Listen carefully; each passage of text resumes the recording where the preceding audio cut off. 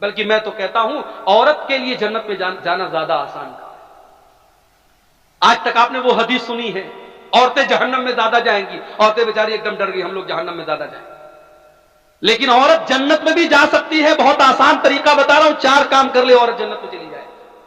اللہ کے پیارے نبی فرماتے ہیں ايما امرأة صلت خمسها وصامت شهرها واطاعت زوجها واحسنت فرجها، جو عورت 5 ٹائم کی نماز کی پابندی کرے، رمضان کا روزہ رکھے، اپنے شوہر کی اطاعت کرے اور اپنی عزت و آبرو کی حفاظت کرے، دخلت من ای ابواب الجنت شاءت، جنت کے 8 دروازے اس کے لیے کھول دیے جائیں گے۔ اے اللہ کی نیک بندی، تو جس گیٹ سے جنت میں جانا چاہے جا سکتی ہے۔ او میری پیاری ماں بہنوں، اگر جہنم میں عورتیں زیادہ جائیں گی تو آپ یہ کیوں بھول گئی کہ ایسی عورتیں بھی دنیا میں پیدا ہوئی ہیں جن کو مریم کہا جاتا ہے، جن کو آسیہ کہا جاتا ہے۔ آسیہ فرعون کی بیوی، فرعون جیسے ظالم انسان کی بیوی، فرعون اتنا بڑا ظالم ہے اور اللہ نے اس کی بیوی کو ایمان والا بنا دیا۔ اور یہ اللہ کی نیک بندی جب اللہ کے اوپر ایمان لاتی ہے، فرعون اپنے محل سے نکال دیتا ہے اور زنجیروں میں جکڑ دیتا ہے، اپنے محل کو چھوڑ کر کے، اپنے شوہر کی حویلی کو چھوڑ کر کے جیل کی تاریکی میں، جیل کے اندر اپنی زنجیروں میں جکڑی ہوئی فرعون کی بیوی اللہ سے دعا کرتی ہے رب ابن لی عندک بیتا فی الجنہ ونجنی من فرعون وعملہ ونجنی من القوم الظالمین۔ اے اللہ تیری توحید کے لیے، تیرے دین کے لیے، اے اللہ میں نے فرعون کا محل چھوڑ دیا، اے اللہ اپنی اس بندی کو تو جنت میں ایک محل عطا فرما دے، اے اللہ اس ظالم فرعون سے مجھ کو نجات دے۔ اللہ نے قیامت تک کے ایمان والوں کے لیے فرعون کی بیوی کو آئیڈیل اور نمونہ بنا۔ اس کا مطلب یہ ہوا اللہ کے یہاں یہ نہیں دیکھا جائے گا کہ رشتہ کیسا تھا، اللہ کے یہ دیکھا جائے گا کردار کیسا تھا۔ حضرت نوح علیہ السلام کی بیوی اور حضرت لوط علیہ السلام کی بیوی، دونوں نبیوں کی بیوی ان کے اوپر ایمان نہیں لائی، اتنے بڑے نبیوں کی بیوی ایمان نہیں لائی تو قرآن کہتا ہے فَخَانَتَاهُمَا فَلَمْ يُغْنِيَا عَنْهُمَا مِنَ اللَّهِ۔ حضرت نوح علیہ السلام کی بیوی جہنم میں جائے گی، حضرت لوط علیہ السلام کی بیوی جہنم میں جائے گی، نبی کی بیوی ہے اور ایمان نہیں لائی تو جہنم میں چلی گئی، اور فرعون کی بیوی ہے اور ایمان لائی تو جنت میں چلی گئی۔ میری پیاری ماں اور بہنوں، آپ کا کردار ایسا ہونا چاہیے۔ آپ کے لیے مثال مریم ہے اور آپ کے لیے مثال آسیہ ہے۔ قرآن کہتا ہے وَأَقِمْنَا الصَّلَاةَ، نماز قائم کرو، وَآتِينَا الزَّكَاةَ، زکات دیا کرو۔ عورت جو زیور پہنتی ہے، عورت جو کنگن پہنتی ہے، جو گلے میں ہار پہنتی ہے، جو کان میں ایئر رنگ پہنتی ہے، اگر سونے کا ہار ہے، سونے کا زیور ہے اور 85 گرام یا اس سے زیادہ کا ہے، اور چاندی کا زیور ہے اور 595 گرام یا اس سے زیادہ ہے، اس پر سال میں 2.5% زکات دینا ہے۔ عورت کو اگر شوہر زکات نکال دے بہت اچھی بات ہے، اگر شوہر نہیں نکال رہا ہے تو بیوی کو اس کی زکات نکالنی پڑے۔ اس کے بعد اللہ فرماتا ہے وَأَطِيعْنَا اللَّهَ وَرَسُولَهُ، اے ایمان والی عورتوں تم اللہ کی اطاعت کرتی رہنا اور رسول کی اطاعت کرتی رہنا۔ انما یرید اللہ لیذھب عنکم الرجس اہل البیت ویطہرکم تطہیرا۔ اے نبی کے گھر کی عورتوں، اللہ یہ حکم اس لیے دے رہا ہے کیونکہ اللہ تم کو ہر گندگی سے پاک اور صاف کرنا چاہتا ہے۔ اس کے بعد فرمایا وَذْكُرْنَ مَا يُتْلَى فِي بُيُوتِكُنَّ مِنْ آيَاتِ اللَّهِ وَالْحِكْمَةِ۔ اے نبی کی عورتوں، تمہارے گھروں میں قرآن و حدیث کا درس ہوتا ہے، قرآن پڑھا جاتا ہے اور حدیث پڑھی جاتی ہے، اس کو یاد کیا کرو۔ آج ہماری عورتیں قرآن و حدیث کیا یاد کریں؟ بریلی کا نیوز آپ نے سنا ہوگا، مدرسے میں پڑھی ہوئی لڑکی آج مرتد ہو گئی اور کسی غیر کے ساتھ بھاگ گئی۔ یہ حالات ہو گئے ہمارے ملک کے، ہماری مسلمان بہن غیروں کے ساتھ فرار ہو رہی ہے۔ میرے بھائیوں، کہیں نہ کہیں پانی مر رہا ہے، کہیں نہ کہیں ہماری تربیت میں کوتاہی ہے۔ ہم نے اپنی بچیوں کو قرآن تو پڑھا دیا کسی مولوی صاحب کے ذریعے، مگر قرآن کا مطلب نہیں پڑھایا۔ ہم نے اپنی بچیوں کو کبھی مدرسے میں نہیں بھیجا، بچیاں اسکول گئیں، کالج گئیں، یونیورسٹی گئیں، پڑھ تو لیا، لکھ تو لیا، ایجوکیٹڈ تو بن گئی، مگر ہماری بچیوں کو دین کے بارے میں کچھ نہیں پتا۔ اللہ کے واسطے ہوش کا ناخن لو، اپنی بچیوں کو دین سکھاؤ، اپنی بچیوں کو اسلام سکھاؤ، اپنی بچیوں کو توحید سکھاؤ۔ اسی لیے حضرت علی فرماتے ہیں کہ قرآن کی جو یہ آیت ہے، اللہ فرماتا ہے قُوْ أَنفُسَكُمْ وَأَهْلِيكُمْ نَارًا، اپنے گھر والوں کو جہنم کی آگ سے بچاؤ۔ حضرت علی کہتے ہیں اس کا مطلب کیا ہے؟ عَلِّمُوهُمْ وَأَدِّبُوهُمْ، اپنے گھر والوں کو دین سکھاؤ۔ یہ مدرسے جہاں بچے بچیاں پڑھ رہے ہیں، ان مدرسوں کے لیے آج بھیک مانگنی پڑتی ہے۔ آج ہمارے بنگالی زبان میں وہ بیچارے نظمیں پڑھ پڑھ کے اور شعر پڑھ پڑھ کے آپ سے چندہ مانگتے ہیں۔ ہونا تو یہ چاہیے تھا آپ خود آگے بڑھ کے دیتے، جس کی 10,000 کی طاقت ہے وہ 10,000 دیتا، جس کی 1,00,000 کی طاقت ہے وہ 1,00,000 دیتا، ان مدرسوں کے لیے بھیک نہ مانگنی پڑتی۔ مگر ہائے، آج ان مدرسوں کو ہم نے اتنا کمزور بنا دیا، جب تک گھر گھر جا کے لوگ بھیک نہ مانگے یہ مدرسے نہیں چل سکتے۔ میرے بھائیوں، اپنی بچیوں اور بچوں کو ان مدرسوں میں دین کی تعلیم دو، تبھی آپ کی بچیاں بچ سکتی ہیں۔ اور قرآن یہ بھی کہہ رہا ہے مسلمان کے گھر میں قرآن و حدیث کا درس ہونا چاہیے۔ اس لیے وقتاً فوقتاً، سال میں آپ نے ایک بار جلسہ کرا لیا بہت اچھی بات ہے، لیکن وقتاً فوقتاً کسی عالم کے ذریعے یا عالمہ کے ذریعے گھر گھر بھی چھوٹے چھوٹے پروگرام ہونے چاہیے، عورتوں کے مخصوص پروگرام ہونے چاہیے۔ آج کتنی عورتیں ہیں نماز کا طریقہ ان کو نہیں آتا، وضو کا طریقہ ان کو نہیں آتا، غسل کا طریقہ ان کو نہیں آتا، پاکی ناپاکی کے مسئلے ان کو نہیں آتے، توحید کا مسئلہ ان کو نہیں آتا، شرک کیا ہے ان کو نہیں آتا۔ کتنی عورتیں ہیں کتنے شرکیہ کاموں میں پڑی ہیں۔ میرے بھائیوں، قرآن کہتا ہے وَذْكُرْنَ مَا يُتْلَى فِي بُيُوتِكُنَّ مِنْ آيَاتِ اللَّهِ وَالْحِكْمَةِ، اے نبی کی عورتوں، اپنے گھروں میں قرآن و حدیث جو پڑھا جاتا ہے اس کو یاد کرو۔ اور آخری دو بات بیان کر کے بات ختم کر رہا ہوں، کیونکہ آپ سردی میں بیٹھے ہیں، مجھے احساس ہو رہا ہے، میں اس اسٹیج پر بیٹھا ہوں، یہاں لوگ بیٹھے ہیں، سردی کم محسوس ہو رہی ہے، آپ کو زیادہ محسوس ہو رہی ہوگی۔ دو باتیں اور آپ کے سامنے رکھتا ہوں۔ گھر کو اگر جہنم کی آگ سے بچانا ہے میرے بھائی، گھر میں محبت پیدا کرے، بیوی اپنا حق ادا کرے، شوہر اپنا حق ادا کرے۔ آج شوہر آتے ہیں مولوی صاحب ایسی تقریر کیجیے عورت ایک دم میری خدمت گزار بن جائے۔ عورتیں یہ چاہتی ہے ایسی خدمت ایسی تقریر کرے کہ شوہر بالکل ان کے تابع دار ہو جائیں۔ بیوی چاہتی ہے شوہر اس کا حق ادا کرے، شوہر چاہتا بیوی اس کا حق ادا کرے۔ آؤ اپنے نبی کے پاس چلتے ہیں۔ اللہ کے پیارے نبی صلی اللہ علیہ وسلم سے پوچھا گیا ای النساء خیر، اے اللہ کے نبی کون سی عورت سب سے اچھی عورت ہے؟ بڑے غور سے سننا میری ماں، رات رات بھر آپ نے تہجد پڑھ لیا ہوگا، ہو سکتا ہے آپ نے ہر مہینے 3 نفلی روزے رکھے ہوں گے، ہو سکتا ہے آپ روزانہ 5 پارے قرآن کی تلاوت کرتی ہوں گی، مگر اللہ کے نبی سے جب پوچھا گیا کہ کون سی عورت سب سے اچھی عورت ہے، نبی نے فرمایا 3 کوالٹی جس کے اندر پائی جائے، 3 چیزیں جس عورت کے اندر پائی جائے وہ سب سے اچھی عورت ہے۔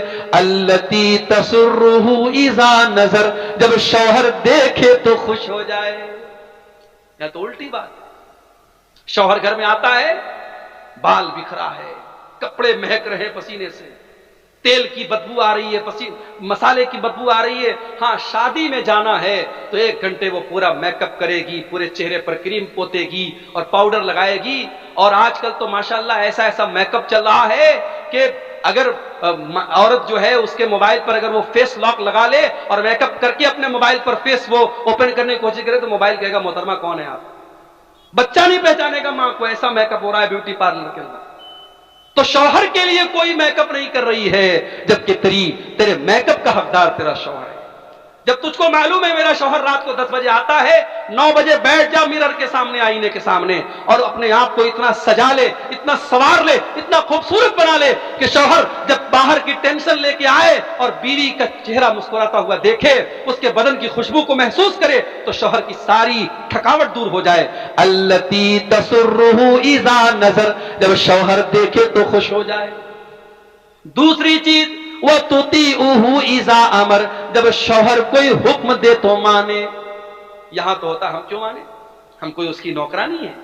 نوکرانی کی بات نہیں ہے، میاں بیوی کا رشتہ کوئی مالک اور نوکرانی کا رشتہ نہیں ہے، مگر ہاں اسکول میں ایک پرنسپل ہوتا ہے، ایک ٹیچر ہوتا ہے، ٹیچر کو اسی حساب سے پڑھانا جیسے پرنسپل کہہ رہا ہے. اگر ہر ٹیچر پرنسپل بنے گا اسکول بند کرنا پڑے گا. گھر بھی ایک اسکول ہے اور گھر کا پرنسپل مرد ہے اور عورت اس کے انڈر میں کام کرے گی. اگر شوہر کی کوئی بات ہے تو بیوی کو چاہیے کہ مانے. اللہ کے نبی نے تو یہاں تک کہا. دیکھیے یہ حدیثیں سن کر کے ہمیں عجیب لگتا ہے اللہ کے نبی نے ایسا کیوں کہا، مگر جب ہم پریکٹیکل سماج میں دیکھتے تو ہم کو لگتا ہے کہ واقعی اللہ کے پیارے نبی نے بڑی سچی بات کی. آپ نے فرمایا اگر شوہر اپنی بیوی کو اپنے پاس بلائے، بیوی کو چاہیے اپنے سارے کام چھوڑ کر کے شوہر کے پاس جائے. وَإِن كَانَتْ عَلَى التَّنُّورِ، یہاں تک کہ اگر وہ چولہے پر روٹی پکا رہی ہے، چولہے پر ہے، تب بھی وہ جائے. یہ کون سی بات ہوئی؟ بالکل بات ہوئی. شوہر اپنی بیوی سے 24 گھنٹے کبھی بھی اس کو اپنے پاس بلا سکتا ہے، اور اگر بیوی کے پاس کوئی شرعی عذر نہیں ہے تو بیوی کو جانا چاہیے.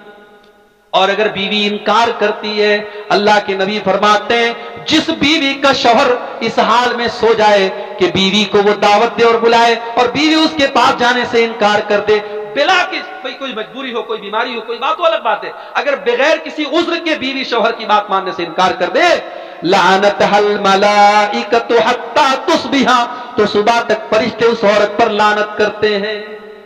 لیکن یہاں یہ بات یاد ہے کہ یہ معاملہ میاں بیوی کا جو معاملہ ہے یہ ایک طرفہ نہیں ہے.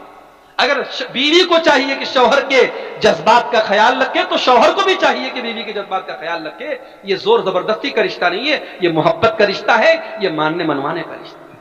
اور تیسری چیز وَلَا تُخَالِفْهُ فِي نَفْسِهَا وَمَالِهِ بِمَا يَكْرَهُ. بہترین عورت کی تیسری نشانی کہ وہ عورت اپنے مال، اپنی آبرو کے سلسلے میں اور شوہر کے مال کے سلسلے میں کوئی ایسا کام نہ کرے جو شوہر کو ناپسند ہے. شوہر کی الماری کی چابی اس کے ہاتھ لگ کے یہ اڑا رہی ہے پیسہ، شاپنگ خوب کر رہی ہے. اب شوہر نے وہ پیسہ کس ضرورت کے تحت رکھا ہے، شوہر کو بغیر بتائے اس کا پیسہ اڑا رہی ہے، غلط ہے. یا شوہر نے منع کر دیا فلاں کو گھر میں مت آنے دینا، اس کو گھر میں آنے دے رہی، یہ غلط ہے. تو شوہر کی مرضی کا خیال رکھے اپنی آبرو کے سلسلے میں اور اپنے شوہر کے مال کے سلسلے میں کوئی ایسا کام نہ کرے. اب آ جائیے دوسری طرف، اللہ کے نبی کے پاس ایک صحابی آتے ہیں، ما حق زوجتی احدنا علی، اے اللہ کے نبی بیوی کا حق ہمارے اوپر کیا ہے؟ آج کوئی مرد مولوی سے یہ سوال نہیں کرتا، سب یہ چاہتے بیوی کو مجھے میرے ساتھ کیا کرنا چاہیے یہ بتاؤ مولوی صاحب. لیکن صحابی الٹا سوال کر رہے ہیں، ما حق زوجتی احدنا علیہ، اے اللہ کے نبی بیوی کا حق ہمارے اوپر کیا ہے؟ آپ نے فرمایا ان تطعمها اذا طعمت، جو تم کھاؤ اپنی بیوی کو کھلاؤ. تم باہر کھا رہے ہو دیسی مرغا اور بیوی کو گھر میں بات کھلا رہے ہو، تم باہر بہترین چیزیں کھا رہے ہو اور بیوی کو اس سے محروم کرو نہیں، جو تم کھاؤ بیوی کو کھلانے کی کوشش کرو. وَتَقْسُوَهَا إِذَا اكْتَسَيْتَ، اور جس معیار کا کپڑا تم پہنتے ہو اسی اسٹینڈرڈ اور معیار کا کپڑا اپنی بیوی کو پہناؤ. اگر تم مہنگے کپڑے پہنتے ہو، تم برانڈڈ کپڑے پہنتے ہو تو بیوی کو بھی اچھا کپڑا پہنو. وَلَا تَضْرِبِ الْوَجْهَ، اور کبھی بیوی کے چہرے پر ہاتھ نہ اٹھانا، کبھی بیوی کے چہرے پر نہ مارنا. وَلَا تُقَبِّحْ، اور کبھی بیوی سے گالی گلوچ نہ کرنا. وَلَا تَهْجُرْ إِلَّا فِي الْبَيْتِ، اور جتنا بھی جھگڑا ہو جائے میاں بیوی کا جھگڑا گھر کے باہر نہ جائے، اس کو کبھی گھر کے باہر نہ نکالنا. یہ بیوی کا حق ہے آپ کے اوپر. اور آپ ایک بات یاد رکھیے، آپ ماشاءاللہ بڑے چہرے پر شرعی داڑھی ہے، ماتھے پر سجدے کا نشان ہے، 5 ٹائم کی نماز کے آپ پابند ہیں، رات میں تہجد بھی پڑھتے ہیں، مگر ایک چیز اگر آپ کے اندر نہیں ہے، آپ اپنی بیوی کے ساتھ اچھے شوہر نہیں ہیں تو آپ اچھے نہیں ہیں میرے بھائی. اللہ کے نبی فرماتے ہیں خیرکم خیرکم لأہلہ وانا خیرکم لأہلی، تم میں سب سے بہترین انسان وہ ہے جو اپنے پریوار کے لیے، اپنے بیوی بچوں کے لیے بہترین ہو، اور میں اپنی بیوی بچوں کے لیے بہت اچھا ہوں، میں ایک اچھا شوہر بھی ہوں، میں ایک اچھا باپ بھی ہوں. اما عائشہ سے پوچھا گیا اللہ کے پیارے نبی جب گھر میں ہوتے تو کیا کرتے تھے؟ اما عائشہ نے فرمایا کانا یعمل فی بیتہ، اللہ کے پیارے نبی اپنے گھر میں جس طریقے سے اور مرد اپنے گھر کی عورتوں کے کاموں میں ہاتھ بٹاتے ہیں، اللہ کے نبی اپنی بیویوں کے کاموں میں ہاتھ بٹا دیا کرتے. اپنے بہت سارے کام اللہ کے رسول خود کر لیتے تھے، بیوی کو غلام بنا کے نہیں رکھتے تھے، بیوی کو نوکرانی بنا کے نہیں رکھتے. تو یہ بہترین شوہر کی نشانی یہ ہے کہ وہ بیوی کے جذبات کا خیال رکھے۔ اللہ کے پیارے نبی صحابہ کے ساتھ جا رہے ہیں، آپ نے صحابہ سے کہا تم لوگ تھوڑا آگے نکل جاؤ، صحابہ تھوڑا آگے نکل گئے، حضرت عائشہ آپ کے ساتھ تھیں، آپ نے فرمایا اے عائشہ چلو سناٹا ہو گیا ہے، چلو ہم دونوں دوڑتے ہیں، مقابلہ کرتے ہیں، دیکھتے ہیں کون دوڑ میں آگے نکلتا ہے۔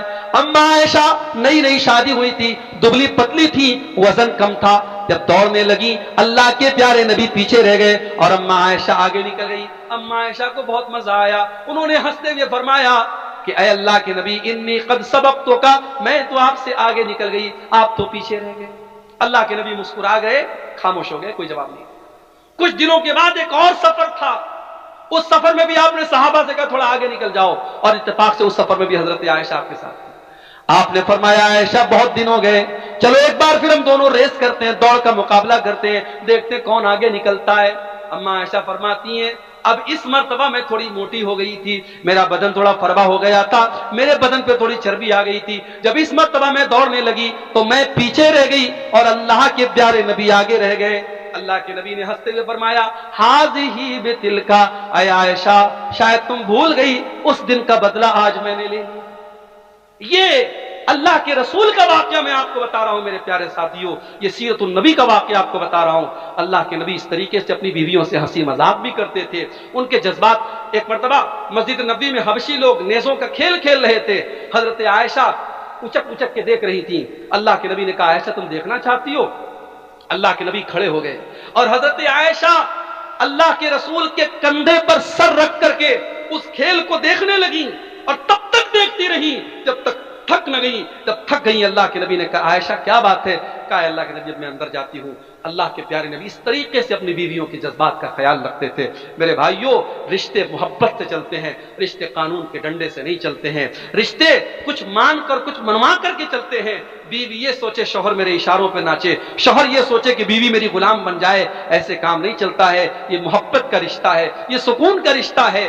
گھر کو اگر جنت بنانا ہے اور گھر والوں کو جنتی بنانا ہے تو ہمیں ان چیزوں کا لحاظ رکھنا پڑے گا۔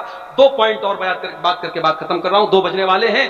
آخری چیز یہ ہے میرے بھائیوں کہ ہم اپنے گھر میں نیک لوگوں کو دعوت دیں۔ اگر ہم چاہتے ہیں ہمارے گھر والے جہنم کی آنکھ سے بچیں اور ہمارے گھر والے نیک بنیں تو نیک لوگوں کو آپ گھر میں دعوت دیں، علماء کو دعوت دیں، صالحین کو دعوت دیں۔ آپ کے دسترخوان پہ نیک لوگ بیٹھیں گے، کھانا کھائیں گے، آپ کے بچے ادب سیکھیں گے، آپ کے بچے اسلام سیکھیں گے، آپ کے بچے ایمان سیکھیں گے۔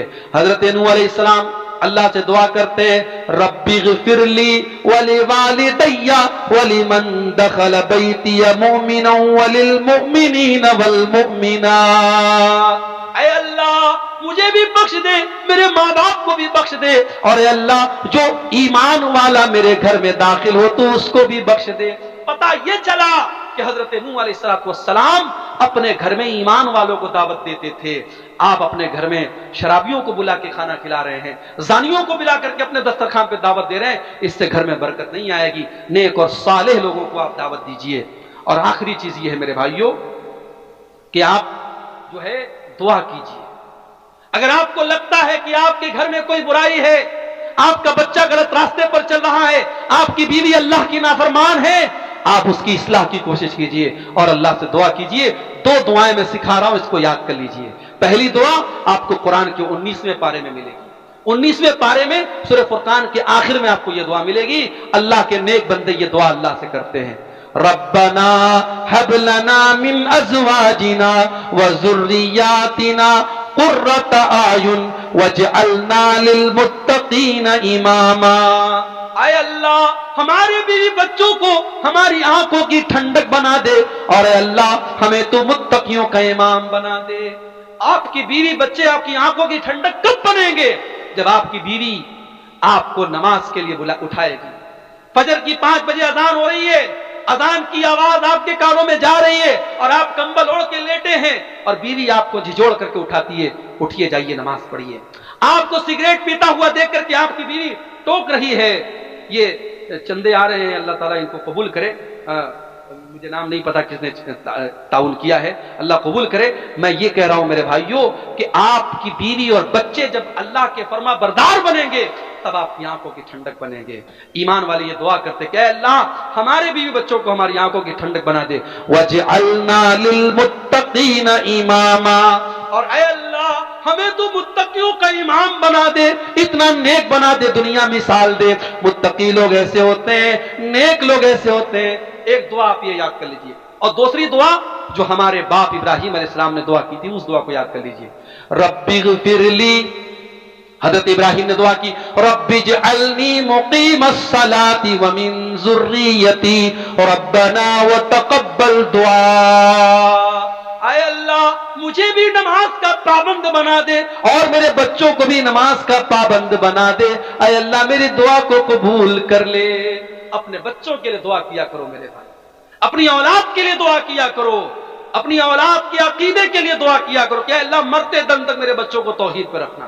ابراہیم علیہ السلام یہ بھی دعا کرتے ہیں رب انہن اضللن کثیرا من الناس، اے اللہ ان بتوں کی وجہ سے بہت سارے ہلاک ہو گئے، وجنبنی وبنی ان نعبد الاصنام، اے اللہ تو مجھے اور میرے بچوں کو تو بتوں سے بچانا، میرے بچوں کو تو شرک سے بچانا۔ اپنی اولاد کی جیسے دنیا کی فکر کرتے ہو میرے بھائی، اپنی اولاد کی آخرت کی فکر کیا کرو۔ جب بھی دعا کے لیے اللہ کے سامنے ہاتھ اٹھایا کرو، اپنی اولاد کے لیے اپنی فیملی کے لیے بھی دعا کیا کرو۔ یہ چند باتیں گھروں کی اصلاح کے تعلق سے میں نے رکھی ہیں، امید کرتا ہوں کچھ باتیں کچھ تلخ بھی آ گئی، کچھ کڑوی بھی آ گئی، پہلی مرتبہ آپ کے علاقے میں آیا ہوں، اس امید کے ساتھ میں نے یہ باتیں رکھی ہیں کہ ہم صرف ایک کان سے سن کر کے دوسرے کان سے اڑا نہیں دیں گے، بلکہ ہم عمل کرنے کی کوشش کریں گے۔ اللہ سے دعا ہے رب العالمین ہم سب کو اپنے گھروں کی اصلاح کرنے کی توفیق عطا فرمائے۔